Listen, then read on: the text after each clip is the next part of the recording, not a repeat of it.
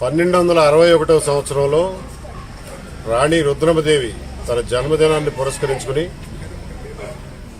వెలగపూడి మందడం గ్రామాల మధ్యన మల్కాపురం అనే ఈ గ్రామంలో ఒక ప్రజా వైద్యశాల, దానికి కావలసినటువంటి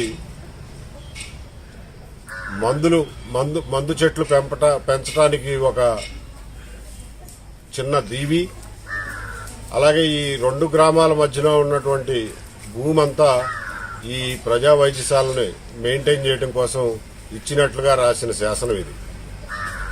ఇందులోనే వైద్యులు ఉండటానికి, నివసించడానికి, వైద్య పనిముట్లు తయారు చేసేవాళ్ళు ఉండటానికి, అలాగే ఒక ప్రసూతి ఆసుపత్రి, ఒక జ్వర పీడితమైన వాళ్ళ కోసం ఒక సెపరేట్ హాస్పిటల్, ఇవన్నీ పెట్టమని చెప్పి ఈ శాసనంలో క్లియర్గా రాసి ఉన్నాయి. అంతేకాదు కులాలతో సంబంధం లేకుండా అందరికీ ఇక్కడ చికిత్స జరగాలని కూడా స్పష్టంగా రాసి ఉంది. అంతటి ఘన చరిత్ర కలిగినటువంటి ఈ శాసనం ఈ రోజున ఒక పాడుబడిపోయినటువంటి స్థితిలో ఉంది. దాన్ని పునరుద్ధరించాల్సిన అవసరం, అలాగే అమరావతి రాజధానిలో ఏర్పాటు చేస్తామంటున్నటువంటి హెల్త్ సిటీలో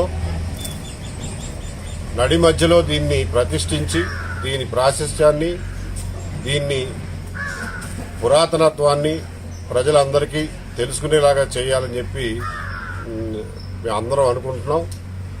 దీనికోసం ప్రభుత్వానికి కూడా విజ్ఞప్తి చేస్తున్నాం.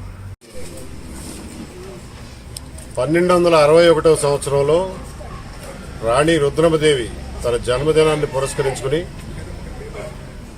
వెలగపూడి మందడం గ్రామాల మధ్యన మల్కాపురం అనే ఈ గ్రామంలో ఒక ప్రజా వైద్యశాల, దానికి కావలసినటువంటి మందు చెట్లు పెంచడానికి ఒక చిన్న దీవి, అలాగే ఈ రెండు గ్రామాల మధ్యలో ఉన్నటువంటి భూమి అంతా ఈ ప్రజా వైద్యశాలని మెయింటైన్ చేయడం కోసం ఇచ్చినట్లుగా రాసిన శాసనం ఇది. ఇందులోనే వైద్యులు ఉండటానికి, నివసించడానికి, వైద్య పనిముట్లు తయారు చేసేవాళ్ళు ఉండటానికి, అలాగే ఒక ప్రసూతి ఆసుపత్రి, ఒక జ్వర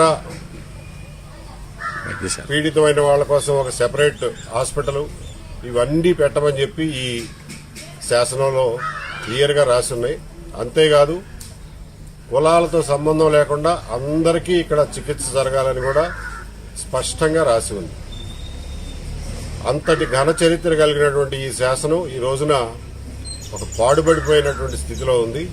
దాన్ని పునరుద్ధరించాల్సిన అవసరం, అలాగే అమరావతి రాజధానిలో ఏర్పాటు చేస్తామంటున్నటువంటి హెల్త్ సిటీలో నడి మధ్యలో దీన్ని ప్రతిష్ఠించి దీని ప్రాశస్త్యాన్ని, దీన్ని పురాతనత్వాన్ని ప్రజలందరికీ తెలుసుకునేలాగా చేయాలని చెప్పి మేము అందరం అనుకుంటున్నాం. దీనికోసం ప్రభుత్వానికి కూడా విజ్ఞప్తి చేస్తున్నాం.